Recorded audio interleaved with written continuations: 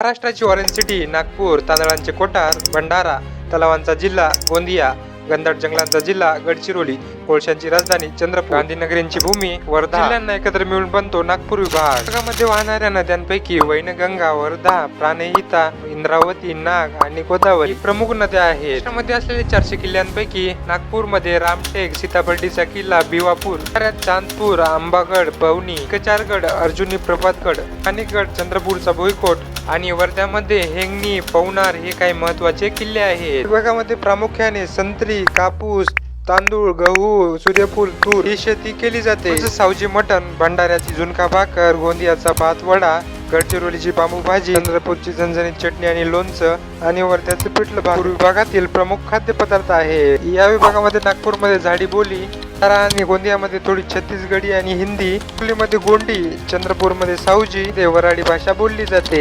महाराष्ट्राच्या एकूण एरियापैकी 16.69% विभाग हा या एरियाकडे येतो. महाराष्ट्राची 60% एकूण खनिज संपत्ती याच एरियामध्ये आढळते. हा या विभागातला सर्वात श्रीमंत तर गडचिरोली हा सर्वात गरीब जिल्हा आहे.